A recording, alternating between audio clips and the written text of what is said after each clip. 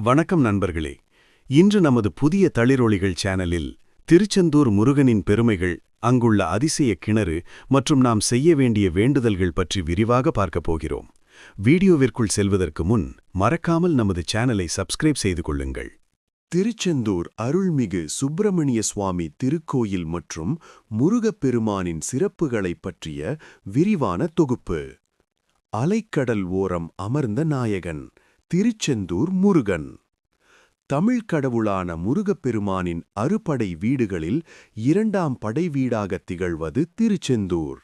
மற்ற 5 படைவீடுகளும் மலை மீது அமைந்திருக்க, திருச்செந்தூர் மட்டும் கடற்கரையில் அலைகள் தாலாட்ட அமைந்துள்ளது இதன் தனிச்சிறப்பாகும். நம்பர் 1. தல வரலாறு. சூரசம்ஹார பூமி.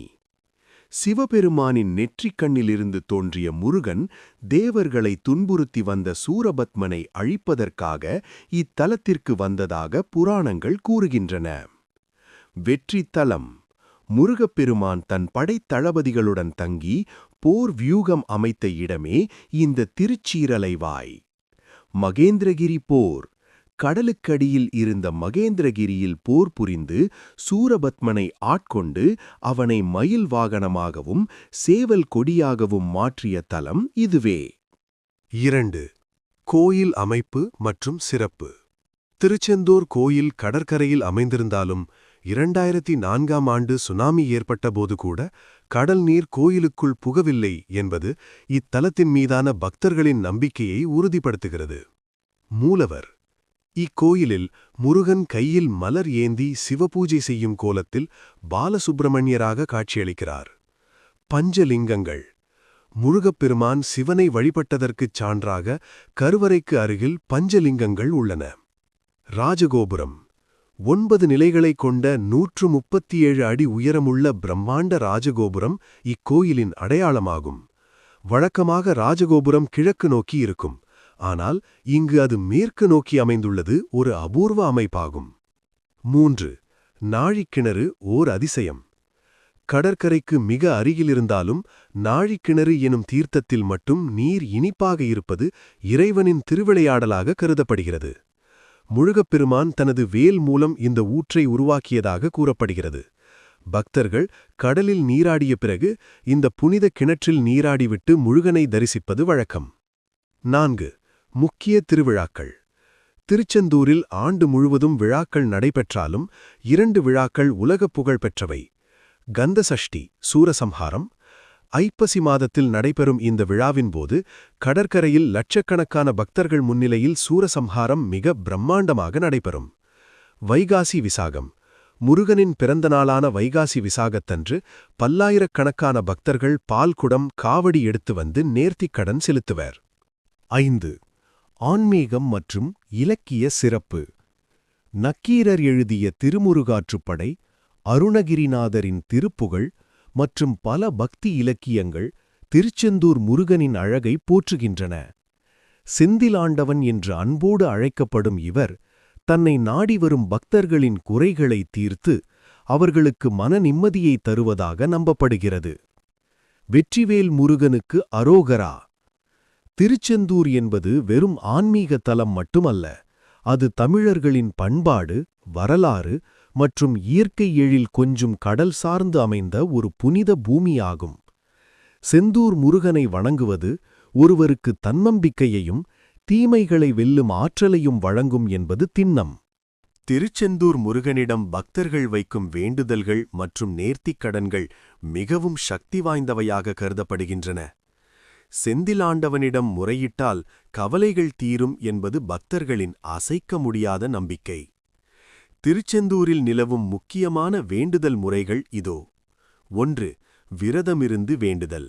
கந்த சஷ்டி. திருச்செந்தூரின் மிக முக்கியமான வேண்டுதல் கந்த சஷ்டி விரதம்.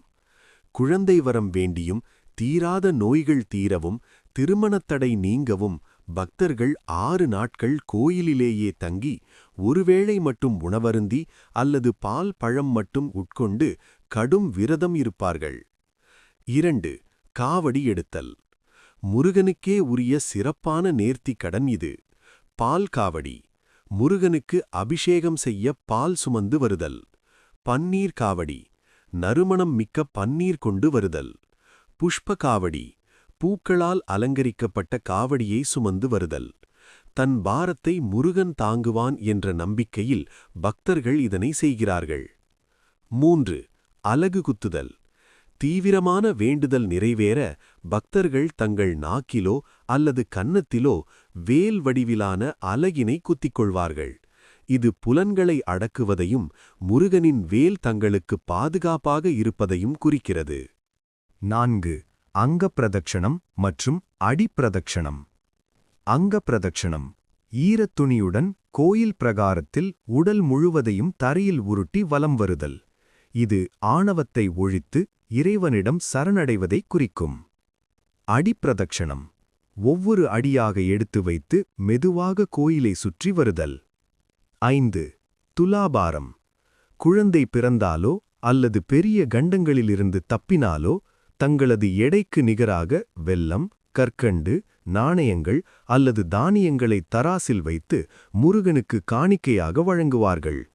6. கடலில் நீராடி வேண்டுதல். திருச்செந்தூரில் எந்த ஒரு நேர்த்திக்கடனை தொடங்கும் முன்பும் கடலில் நீராடுவது மரபு. கடல் அலைகள் நம் பாவங்களை கழுவிச் செல்வதாக ஐதீகம். அதன்பின் நாழிக்கிணற்றில் புனித நீராடிவிட்டு முருகனை தரிசித்தால் வேண்டுதல் பலிக்கும் என்பது நம்பிக்கை.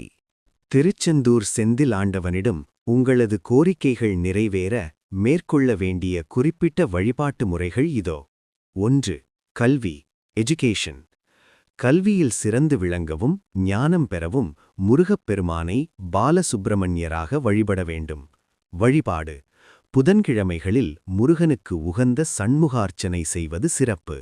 நேர்த்திக்கடன் தேர்வுகளில் வெற்றி பெறவும் நல்ல அறிவுத்திறன் கிடைக்கவும் முருகனுக்கு தேன் அபிஷேகம் செய்து அந்த தேனை பிரசாதமாக உட்கொள்வது ஒரு மரபாக உள்ளது. மந்திரம் சக்திவேல் காப்பு அல்லது கந்தசஷ்டி கவசத்தின் குறிப்பிட்ட வரிகளை ஓதுவது பலன் தரும்.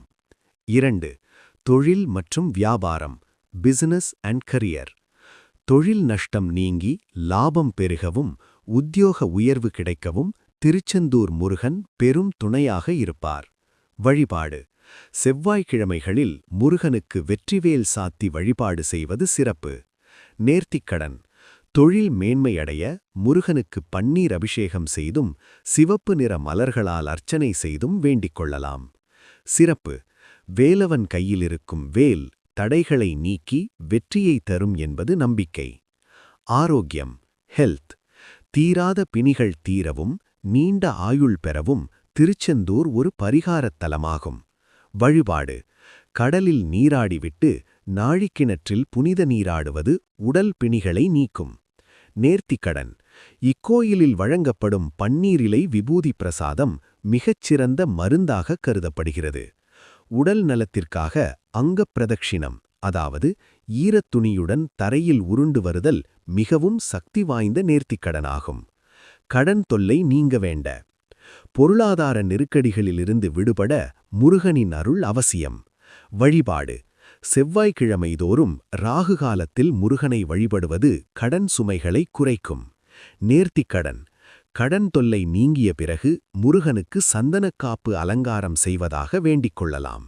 மேலும் ஏழை எளியவர்களுக்கு அன்னதானம் வழங்குவது கடன் தீர வழிவகுக்கும்.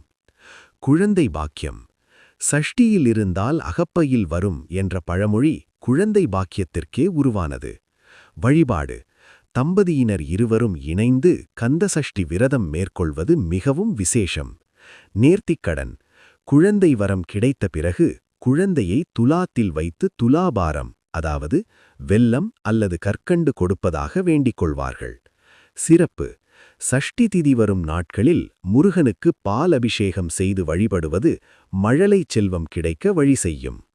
பொதுவான வேண்டுதல் முறை எந்த ஒரு வேண்டுதலையும் வைக்கும்போது மனதார முருகனை நினைத்து என் குறைகளை தீர்த்து வைப்பாய் செந்திலாண்டவா என்று கடற்கரையோரம் அமர்ந்து சிறிது நேரம் தியானம் செய்வது உங்கள் வேண்டுதல்களை விரைவில் நிறைவேற்றும். வெற்றிவேல் முருகனுக்கு அரோகரா. டச்சுக்காரர்களும் செந்தூர் சிலையும் த ஸ்டோலன் ஐடல். வரலாற்றில் ஒரு சுவாரஸ்யமான சம்பவம் உண்டு. 1648இல் டச்சுக்காரர்கள் இக்கோயிலை தாக்கி அங்கிருந்த ஷண்முகர் சிலையை திருடிச் சென்றனர். அவர்கள் கடலில் செல்லும்போது பயங்கரமான புயல் வீசியது. சிலையினால்தான் இந்த துயரம் என அஞ்சி சிலையை கடலிலேயே வீசிவிட்டுச் சென்றனர். பின்னர் வடமாலை பிள்ளை என்ற பக்தரின் கனவில் முருகன் தோன்றி சிலை இருக்கும் இடத்தை கூற, கடலில் ஒரு எலுமிச்சை பழம் மிதந்த இடத்தையும் அதன் மேலே கருடன் வட்டமிடுவதையும் அடையாளமாக வைத்து சிலையை மீட்டெடுத்தனர். இன்றும் அந்த உற்சவ மூர்த்தியே பூஜிக்கப்படுகிறார். 2. கடற்கரையில் இருக்கும் குடைவரை கோயில், வள்ளீஸ் கேவ். முக்கிய கோயிலுக்கு அருகிலேயே கடலை நோக்கியபடி வள்ளி குகை அமைந்துள்ளது. இது ஒரு குடைவரை கோயில், ராக் கட் கேவ். இங்கு வள்ளிதேவியின் சிலையும் தத்தாத்ரேயரின் சிலையும் உள்ளன. சூரசம்ஹாரத்திற்கு பிறகு முருகன் வள்ளியை மணம் முடிப்பதற்காக இங்கு தங்கியதாக கூறப்படுகிறது. 3. கந்த சஷ்டி கவசம் பிறந்த இடம். பாலதேவராய சுவாமிகள் என்பவரால் பாடப்பட்ட உலக புகழ்பெற்ற கந்த சஷ்டி கவசம் அரங்கேறிய தலம் இதுவே. இங்குள்ள ஷண்முக விலாச மண்டபத்தில்தான் அவர் இந்த கவசத்தை முருகபெருமான் முன்னிலையில் பாடினார். இன்றும் அந்த மண்டபத்தில் அமர்ந்து கவசம் பாடுவது மிகுந்த பலனை தரும் என்பது நம்பிக்கை. 4. ஷண்முக அர்ச்சனை சிறப்பு. இங்கு முருகனுக்கு பதிலாக 6 முகங்களைக் கொண்ட ஷண்முகருக்கு நடத்தப்படும் அர்ச்சனை மிகவும் விசேஷமானது. 6 குருக்கள்கள், அதாவது அர்ச்சகர்கள், ஒரே நேரத்தில் ஷண்முகரின் 6 முகங்களுக்கும் தீபாராதனை செய்வார்கள். இந்த வைபவத்தை காண்பது கோடிக்கணக்கான புண்ணியங்களை தரும் என்று சொல்லப்படுகிறது. 5. சந்தனமலை சாண்ட்ஸ்டோன் டெம்பிள். திருச்செந்தூர் கோயில் கடற்கரையில் இருந்தாலும் அது ஒரு சிறிய மணல் குன்றின் மீதுதான் கட்டப்பட்டுள்ளது. இதனால்தான் இக்கோயிலை திருச்சீரலைவாய் என்று இலக்கியங்கள் அழைக்கின்றன. அதாவது அலைகள் வந்து மோதும் அழகான கடற்கரை தலம் என்று பொருள். 6. விஸ்வரூப தரிசனம். தினமும் அதிகாலை 5 மணிக்கு நடைபெறும் விஸ்வரூப தரிசனம் கண் கோடி வேண்டும். அதிகாலையில் கடலில் நீராடிவிட்டு ஈரத்துணியுடன் வந்து முருகனை தரிப்பது ஆன்மீக ரீதியாக மிகவும் சக்தி வாய்ந்ததாக கருதப்படுகிறது. பச்சை சாத்தி. மாசி திருவிழாவின் 8ஆம் நாள் முருகன் பச்சை சாத்தி கோலத்தில் காட்சியளிப்பார். அதாவது ஆடை, ஆபரணம், மலர்கள் என அனைத்தும் பச்சை நிறத்தில் இருக்கும். இது இயற்கையோடு முருகன் இணைந்திருப்பதை குறிக்கிறது. தூண்டுகை விநாயகர். கடலில் நீராடிவிட்டு வரும் பக்தர்கள் முதலில் தரிசிப்பது இந்த தூண்டுகை விநாயகரைத்தான். இவரை வணங்கிய பிறகே முருகனை தரிசிக்க வேண்டும் என்பது ஐதீகம்.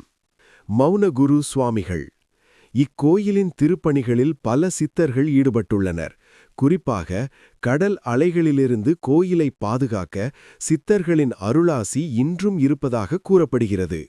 இந்த தகவல்களும் உங்கள் மிகச்சிறந்த வலுவூட்டும் அம்சங்களாக அமையும்.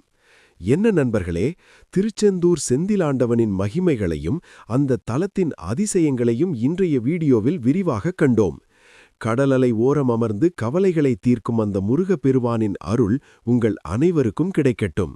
நீங்களும் திருச்செந்தூர் சென்றபோது உங்களுக்கு ஏற்பட்ட அனுபவங்களை அல்லது உங்களது வேண்டுதல் நிறைவேறிய கதைகளை கீழே உள்ள கமெண்ட் பகுதியில் என்னோடு பகிர்ந்து கொள்ளுங்கள். இந்த வீடியோ உங்களுக்கு பிடித்திருந்தால் மறக்காமல் லைக் செய்யுங்கள். உங்களது நண்பர்கள் மற்றும் உறவினர்களுக்கும் இந்த ஆன்மீக தகவல்களை ஷேர் செய்யுங்கள். இதுபோன்ற இன்னும் பல சுவாரஸ்யமான ஆன்மீக தகவல்கள் மற்றும் பயணக் கட்டுரைகளை தெரிந்து கொள்ள நமது புதிய தளிர் ஒளிகள் சேனலுக்கு சப்ஸ்கிரைப் செய்து அந்த பெல் ஐகானையும் கிளிக் செய்திடுங்கள். மீண்டும் ஒரு அற்புதமான பதிவில் உங்களை சந்திக்கிறேன். அதுவரை வெற்றிவேல் முருகனுக்கு அரோகரா. நன்றி, வணக்கம்.